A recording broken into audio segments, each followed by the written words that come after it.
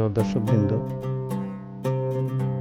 আমরা বর্তমানে অবস্থান করছি মক্কার অদূরে ঐতিহাসিক শহর তায়েফে। আমরা আজ আপনাদেরকে নিয়ে যাচ্ছি আল্লাহ রসুল সাল্লাল্লাহু আলাইহি ওয়াসাল্লামের স্মৃতিময় শহর তায়েফের সেই ঐতিহাসিক স্থানে, যেখানে মানবতার মুক্তির দূত আমাদের প্রিয় নবী সাল্লাল্লাহু আলাইহি ওয়াসাল্লাম তায়েফবাসীদের পাথরের আঘাতে রক্তাক্ত ও ক্লান্ত অবস্থায় আশ্রয় নিয়েছিলেন, একটু বিশ্রাম গ্রহণ করেছিলেন। আমরা আপনাদেরকে নিয়ে যাচ্ছি সেই আঙ্গুর বাগানে, যেখানে আল্লাহ রসুল বসেছিলেন, যেখানে আঙ্গুর খেয়েছিলেন। প্রিয় দর্শকবৃন্দ, মক্কার উত্তপ্ত আবহাওয়া ছেড়ে আমরা তায়েফের শীতল আবহাওয়ায় এসেছি ঠিকই, কিন্তু এখানকার প্রতিটি ধূলিকণা আজও যেন নবীজি সাল্লাল্লাহু আলাইহি ওয়াসাল্লামের সেই কষ্টের স্মৃতি বয়ে বেড়াচ্ছে।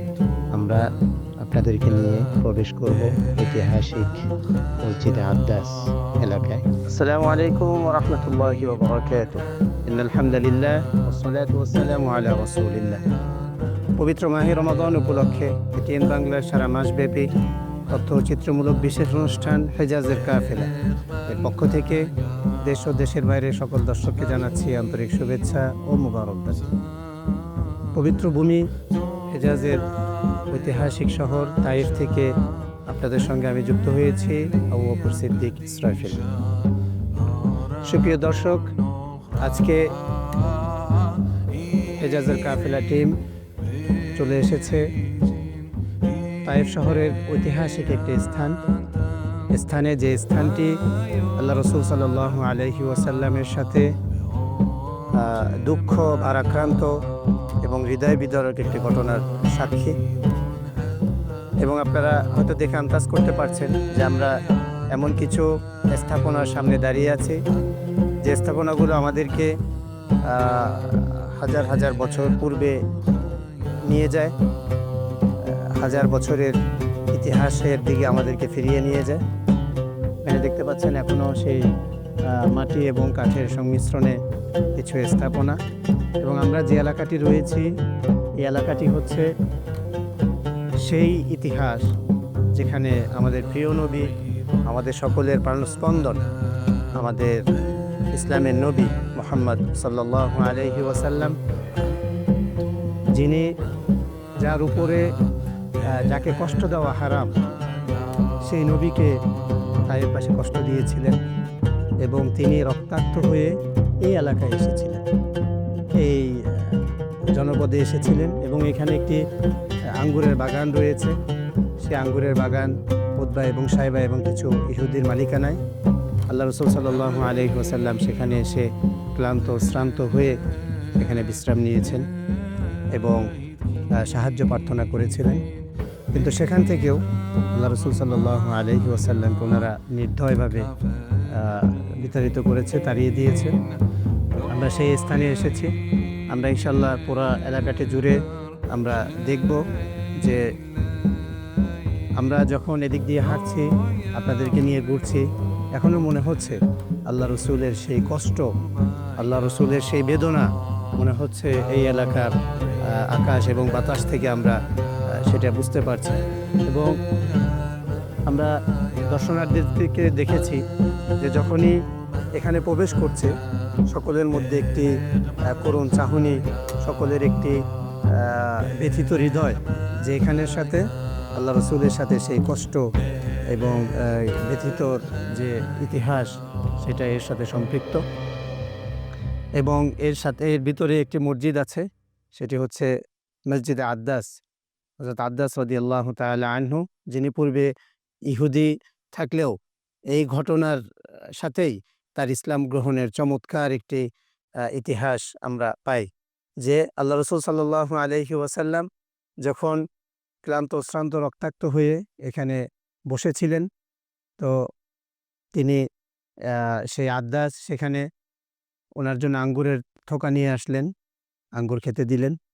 আল্লাহ রসুল যখন বিসমিল্লাহ বলে খাচ্ছিলেন, তখন তিনি জিজ্ঞেস করলো যে এই বিসমিল্লাহ, এই শব্দটি আপনি কোথায় পেলেন বা কিভাবে জানেন? তখন আল্লাহ রসুল জিজ্ঞেস করলেন যে তুমি এটা জানো নাকি? বলে যে হ্যাঁ, আমি আমার পূর্বপুরুষ যারা ইউনুস ইবনে মাত্তা আলাইহিস সালাম ওনাদের থেকে আমরা শুনেছি। তো তখন আল্লাহ রাসূল সাল্লাল্লাহু আলাইহি ওয়াসাল্লাম বললেন যে, ইউনুস ইবনে মাত্তা সে তো আমার ভাই, সেও নবী, আমিও নবী। এবং এই ঘটনার পরিপ্রেক্ষিতে সে আদ্দাস আল্লাহ রাসূল সাল্লাল্লাহু আলাইহি ওয়াসাল্লামের প্রতি ঈমান আনেন, ইসলামের প্রতি ঈমান আনেন, তিনি মুসলমান হয়ে যান। এই মুসলমান হওয়ার কারণে, আল্লাহ রসুলকে আপ্যায়ন করার কারণে, তার ইহুদি যে মালিক ছিল সেই মালিকের পক্ষ থেকে সে নির্যাতন, নিপীড়ন, নিষ্পেষণের শিকার হয়। সেই করুণ কাহিনী আসলে আমরা যখনই স্মৃতিচারণ করি, আমাদের হৃদয়ে যেমনি ব্যথা অনুভব করি, আমাদের চোখ অশ্রুসিক্ত হয়ে যায় এবং প্রতিটি মানুষ যখনই এই এলাকায় আসে তখনই তাদের ভারাক্রান্ত হৃদয়ে তারা আবার ফিরে যায়। সম্মানিত দর্শক, আমরা দেখতে পাচ্ছি এখানে সেই আগের স্ট্রাকচারে কিছু ঘরবাড়ি দেখা যাচ্ছে। আমরা সেই ইতিহাসের পিছনে ফিরে যেতে চাই। মাটির ঘর, মাটি এবং কাঠের ঘর দেখতে পাচ্ছি এবং এখানে একটা হারিকেন দেখা যাচ্ছে। মাশাআল্লাহ, যেন মনে হচ্ছে আমরা সেই নবী বা সাহাবীদের ওই সময়ের স্ট্রাকচার। পোড়া মাটির আমরা দেখতে পাচ্ছি। উপরে আমরা যদি উপরে দেখি খেজুর পাতার ডাল এবং সেখানে খেজুর পাতা এবং পাতার ডালগুলো এখানে দেওয়া আছে উপরে। এখানে আরো কিছু ঘর আছে, স্থাপনা আছে। আমরা একটু আপনাদেরকে একটু, একটু করে দেখাতে চাই। যে এখানে আরেকটু ঘর আছে। মাশাআল্লাহ, মাশাআল্লাহ। এগুলো তো দেখে মনে হচ্ছে সেই প্রাচীন যুগের ইসলামের ১ম যুগে যেভাবে ঘরবাড়ি ছিল, সেই ঘরবাড়িরই প্রতিচ্ছবি। একদম উপরে আ ডালপালা, খেজুর গাছের পাতা। আগের যুগের জানালাগুলো ঠিক এভাবেই ছিল। মাটি দিয়ে এভাবেই তৈরি করা হতো। এবং আমরা যদি আরেকটু ভিতরে আসি, এই যে এখানে আরেকটি রুম। এখানে ভিতরে পাথর কেটে, কেটে ভিতরে দেওয়া হয়েছে। উপরে গরম কমার জন্য মাটির প্রলেপ এবং ধরনা দেওয়া হয়েছে গাছ দিয়ে, উপরের সিলিং গাছ দিয়ে, খেজুর পাতা দিয়ে, ডালপালা দিয়ে। মাশাআল্লাহ।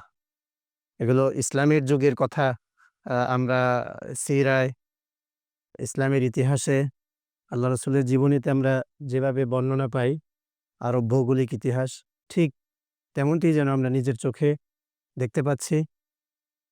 হেজাজের কাফেলার দর্শকদেরকে আমরা যেন ইসলামের সেই ১ম যুগের জীবন যাপন, তাদের ঘরবাড়ি এগুলো দেখতে পাচ্ছি। মাশাআল্লাহ। এখানে নামাজের জন্য ব্যবস্থা করা হয়েছে। হারিকেন দেখা যাচ্ছে। মাটির দেয়াল এবং আগের জানালাগুলো এভাবে ছিল। এখানে বাতি রাখা হতো।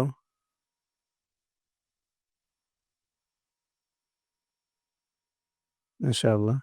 এগুলো জানালা এগুলো হয়তো করা হয়েছে, কাঠের লাগানো হয়েছে। মাশাআল্লাহ।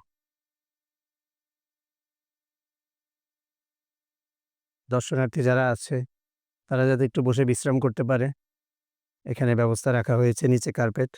উপরে কিন্তু আ খেজুর পাতা বা অন্যান্য গাছের পাতা দিয়ে সুন্দর প্রাচীন এবং আধুনিকতার সংমিশ্রণে সুন্দর ব্যবস্থা করা হয়েছে। এগুলো প্রতিটি জিনিসই আমাদেরকে ইতিহাস এর কথা স্মরণ করিয়ে দেয়। ইতিহাসের অনেক পিছনে আমাদেরকে নিয়ে যায়।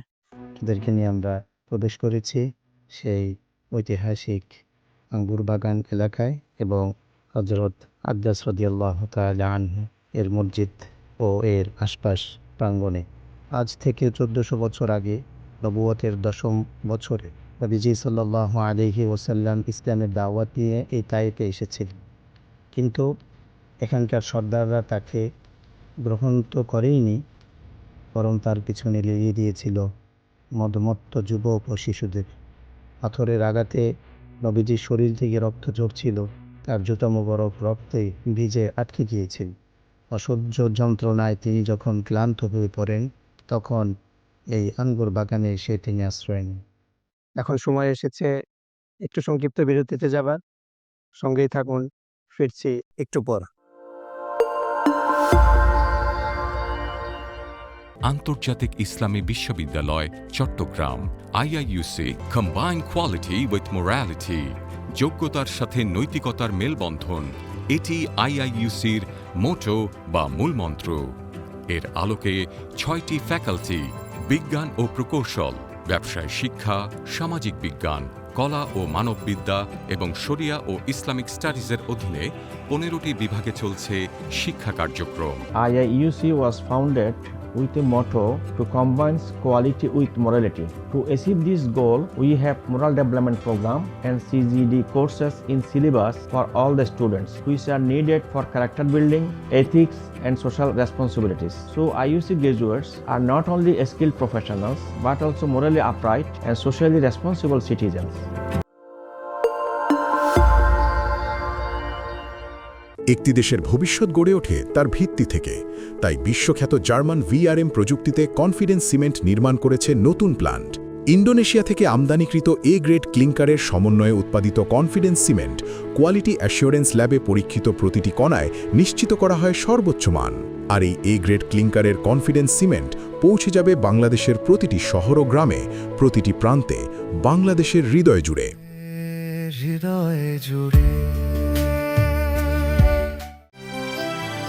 অত্যাধুনিক থেরামিক্স পদ্ধতিতে উৎপাদিত SARM TMT বার যে কোনো নির্মাণকে রাখে ভেতর থেকে মজবুত। এক্সেলেন্ট মেটালজিক্যাল কোয়ালিটি ও 600 degree high temperature resistance steel, যা সর্বোচ্চ মাত্রায় ভূমিকম্পন সহায়ক, নিশ্চিত করে শতভাগ নিরাপত্তা। Seema automatic reroll units limited, the finest steel for ever.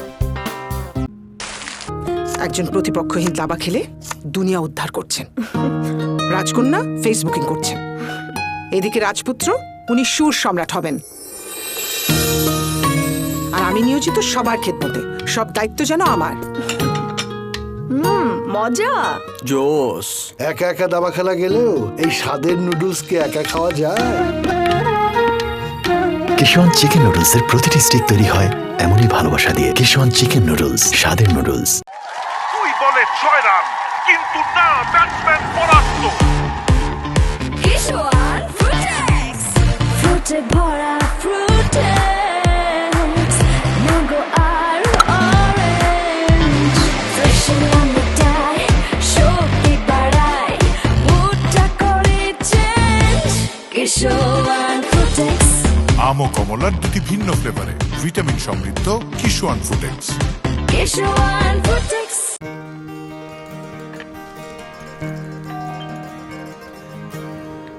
বাবা, বাবা, হালিম আনো নাই? হালিম আছে, আছে, ঘরেই বানাচ্ছি।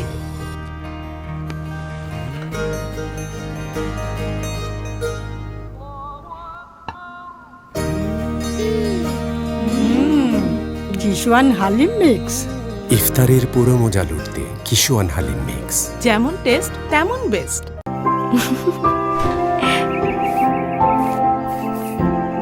আমার কাজ শেষ, বড্ড খিদে লেগেছে। কেবিনেটে কিশোয়ান লাচ্ছা সেমাই রাখা আছে, একটু রান্না করো না। তোমার সেই সহজ বলো। কিশোয়ান লাচ্ছা সেমাই রেডি।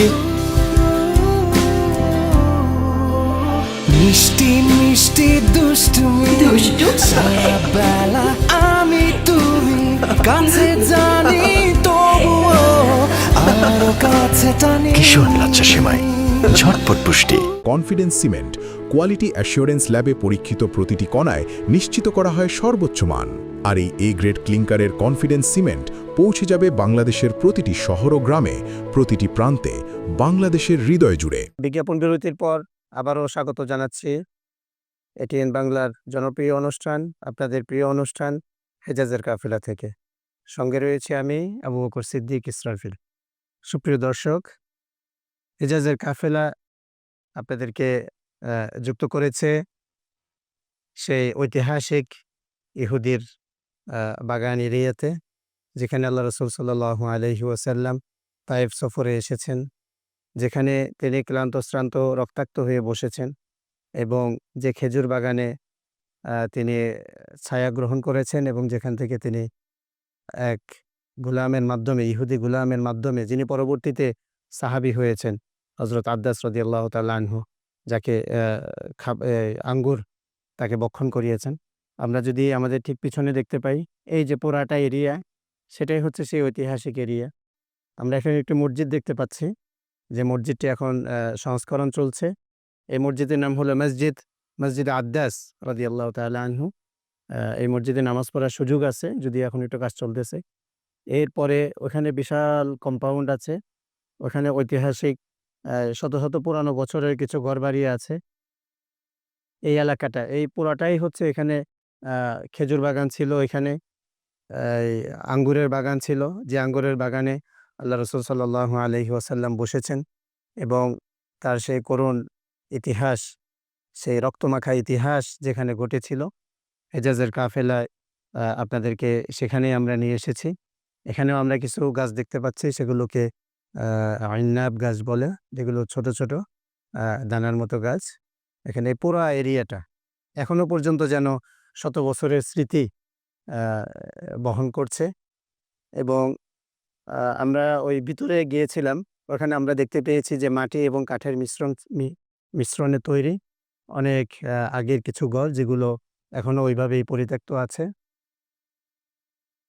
অনেক জায়রিন আসছে, অনেক দর্শনার্থী আসছে আল্লাহ রসুলের সেই স্মৃতি বিজড়িত এই জায়গা পরিদর্শন করতে,